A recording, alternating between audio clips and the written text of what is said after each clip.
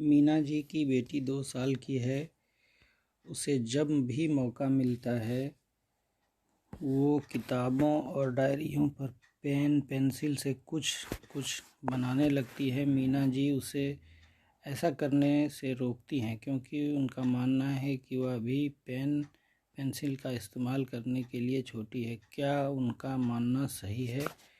इसका सही उत्तर है नहीं। बच्चे इस उम्र में पेन पेंसिल को चलाने के लिए उत्सुक रहते हैं। नहीं, बच्चे पेन पेंसिल से कुछ बनाकर अपने मन की बात साझा कर रहे होते हैं। सबा जी अपनी 3.5 साल के बेटे को लिखने के लिए प्रोत्साहित करना चाहती। निम्न में से क्या उनके बेटे को लिखने के लिए प्रोत्साहित करेगा? इसका सही उत्तर है उसकी बनाई आड़ी तिरछी गोल रेखाओं पर उससे बात करना और उसे रेखाओं आकृतियों आदि पर उंगली फिराने को कहना। भाषा की शुरुआती कक्षाओं में बच्चों को चित्र बनाने के लिए प्रोत्साहित करना सही रहेगा क्योंकि बच्चे चित्र से अपनी बातों को साझा कर पाएंगे। अध्यापिका बच्चों के चित्रों पर बात कर पाएगी और उनकी बातों को लिख पाएगी। निम्न में से कौन सी गतिविधि साझा लेखन को दर्शाती है? इसका सही उत्तर है बच्चे अध्यापिका के साथ मिलकर एक कविता लिख रहे हैं। बच्चे विचार बता रहे हैं, अध्यापिका उन्हें लिख रही है।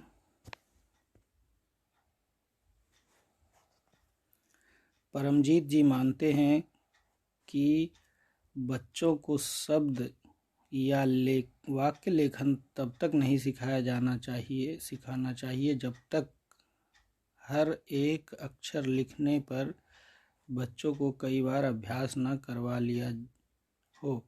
आपके अनुसार से उनकी सोच के पीछे क्या कारण हो सकते हैं?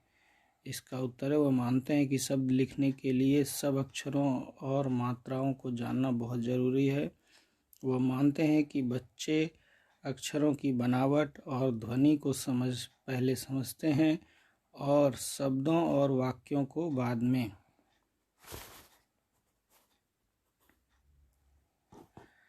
आपके अनुसार शुरुआती कक्षाओं में शब्द लेखन से जुड़े किस तरह के मौके बच्चे को देने चाहिए? इसका सही उत्तर है बच्चों को बताए शब्दों को लिखना, उन पर बात करना।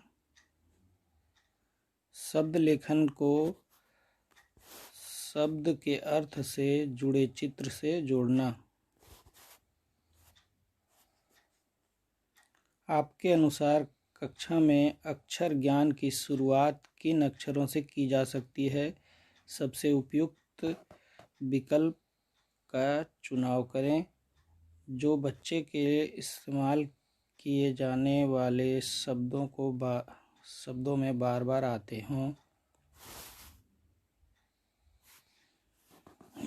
अंजलि जी शुरुआती कक्षाओं में बच्चों को चिकनी मिट्टी से कुछ बनाने के लिए प्रोत्साहित करती हैं। उनकी यह गतिविधि बच्चों की लिखने में कैसे मदद कर सकती है? सबसे उपयुक्त विकल्प चुनें। इस गतिविधि से बच्चों में दक्षता का विकास होगा जो उनकी लिखने में मदद करेगा।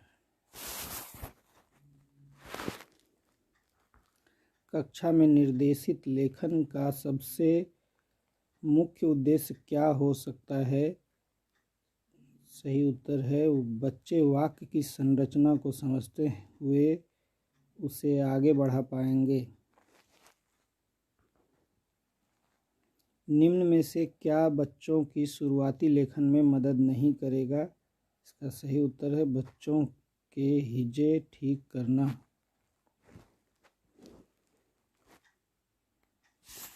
प्रियंका की कक्षा में बच्चों को 7 खिलौनों की एक पोटली लाने को कहा गया। ऐसी 21 पोटलियाँ। इस सवाल को हल करने के लिए इसे किस तरह लिखा जा सकता है? इसका सही उत्तर है 7 को 21 बार लिखना और 21 गुना 7।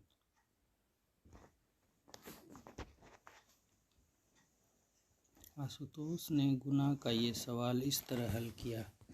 आशुतोष के शिक्षक को आप किस अवधारणा पर काम करने का सुझाव देंगे? स्थानीय मान की समझ। मास्टर जी ने अपनी कक्षा में ये सवाल करवाया। इस सवाल को करवाते समय 0 को 34 से गुना करने पर 0 क्यों आएगा, इसके ये कारण दिए गए। इन कारणों में से आपके अनुसार कौन सा कारण सही है? इसका सही उत्तर होगा 34 के 0 समूह।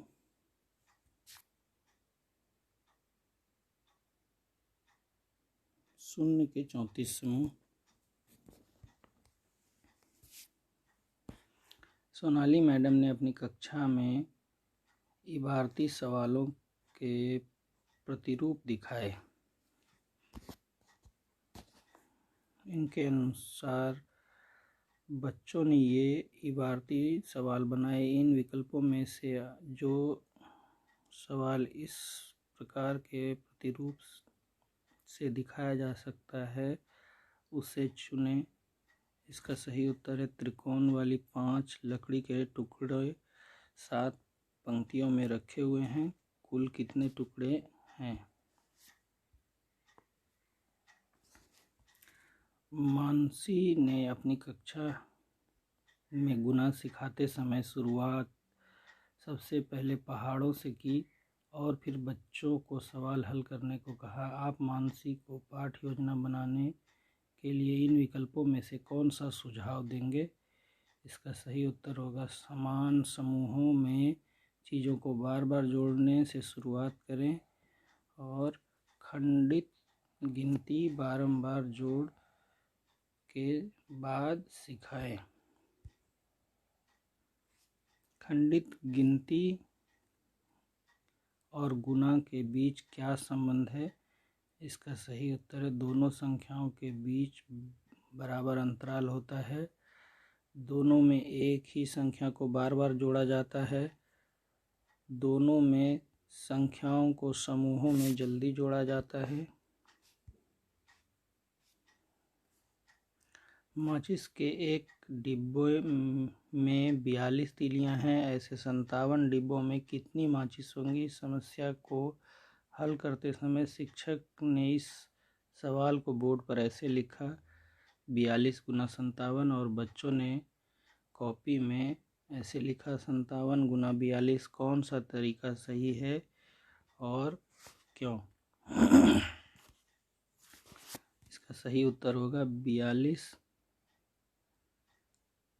के 57 समूह होंगे या 42 को 57 बार जोड़ना है। सुहानी ने गुना का सवाल कुछ इस तरह हल किया। सुहानी की शिक्षक का कौन सा फीडबैक उसकी समझ को बढ़ाएगा? इसका सही उत्तर है इकाई वाली संख्या को तालिका में लिखते समय दहाई के स्थान पर 0 लिख देना चाहिए और तालिका में लिखते समय हमें इकाई और दहाई पर ध्यान देना चाहिए।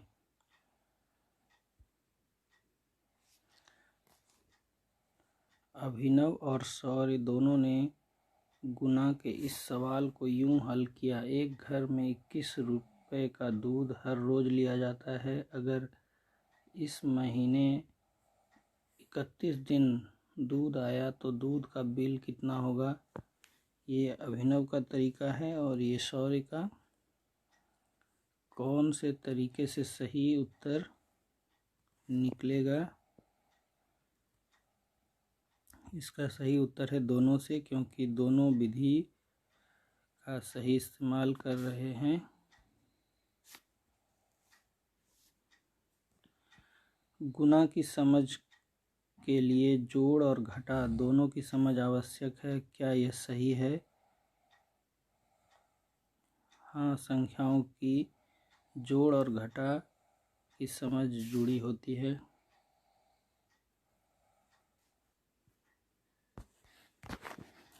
इनमें से इंसान होने की सबसे ज़रूरी शर्त कौन सी है? इसका उत्तर है तार्किक और बेहतर सोचने की काबिलियत। इनमें से कौन कौन से प्रश्न दर्शन शास्त्र के अंतर्गत होते हैं? इसका सही उत्तर है इंसान और जानवर में क्या अंतर होता है? कैसे पता करूं कि ये झूठ नहीं है?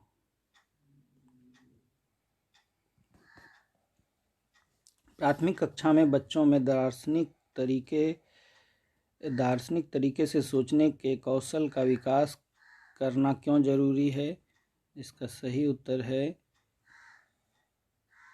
अपने निर्णयों, मान्यताओं और विश्वासों को तार्किक रूप से समय समय पर टटोल सकें।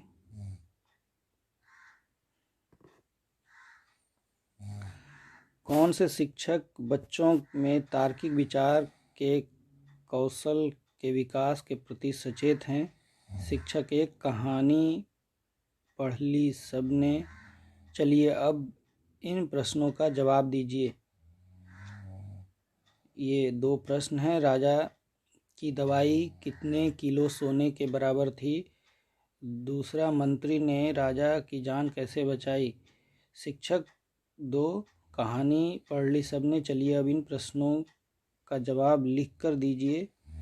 राजा की बीमारी का असली कारण क्या था? मंत्री की जगह अगर तुम होते तो क्या करते? पहला, शिक्षक क्योंकि वो बच्चों को कारणों का इस्तेमाल करने के लिए प्रोत्साहित करते हैं।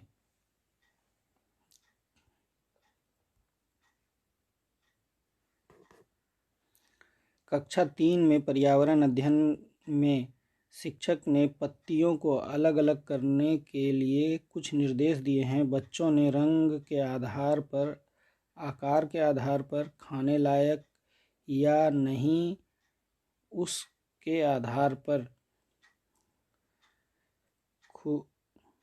खुरदरापन के आधार पर पत्तियों का वर्गीकरण किया है। बच्चों द्वारा वर्गीकरण करने के आधार पर आपको क्या लगता है शिक्षक बच्चों को दार्शनिक सोच की ओर ले जाने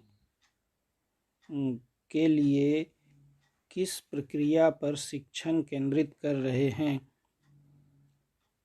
सूचीकरण करने से वर्गीकरण करने की ओर।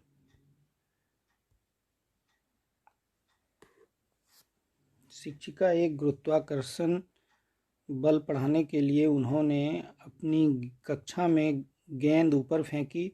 जब गेंद नीचे गिरी तब उन्होंने बच्चों को गुरुत्वाकर्षण बल के सिद्धांत के बारे में सीधे सीधे बताया। और शिक्षिका दो, गुरुत्वाकर्षण बल सिद्धांत पढ़ाने के लिए कक्षा में बच्चों से प्रयोग करवाया और संबंधित सवाल पूछे। शोधकर्ता और शिक्षाविद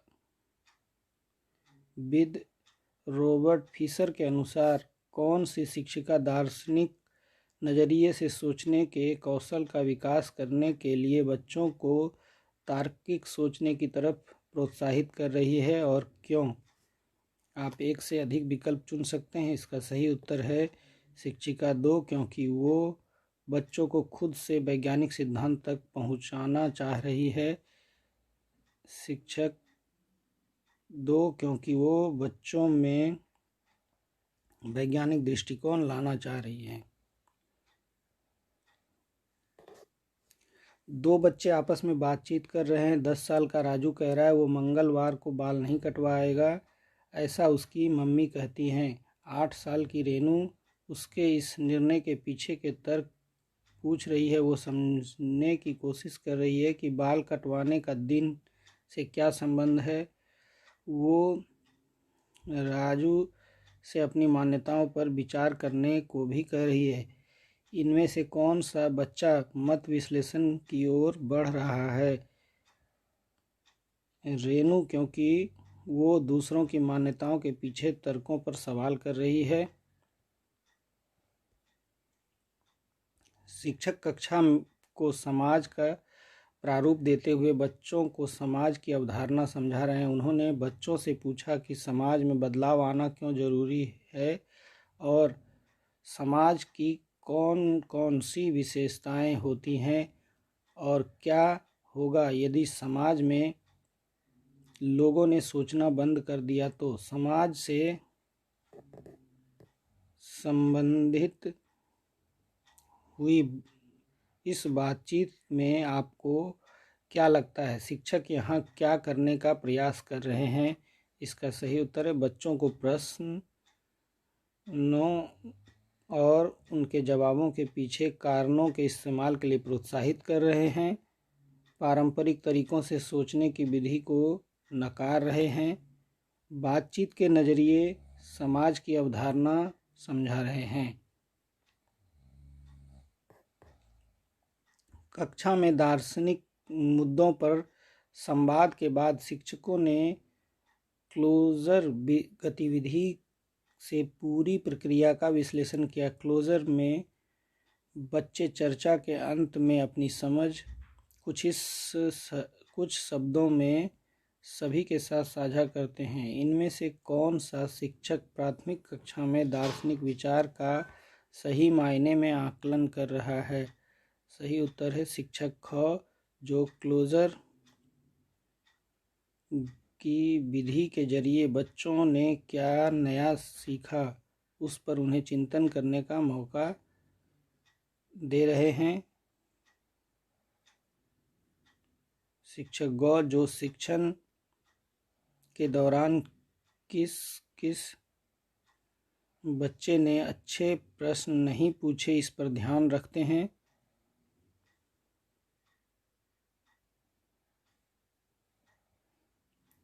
शिक्षक घ, जो शिक्षण के दौरान बच्चों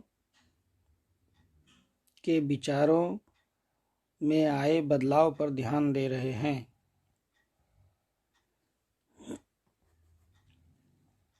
दो शिक्षक तीसरी कक्षा के बच्चों को पहाड़े इस तरह सिखा रहे हैं। पहला शिक्षक जो गणित में पहाड़े लिख कर रटवा रहे हैं। दूसरा शिक्षक जो तीसरी कक्षा के बच्चों को खुद से कंकड़ों का प्रयोग करवा कर पहाड़े बनाने का अवसर दे रहे हैं।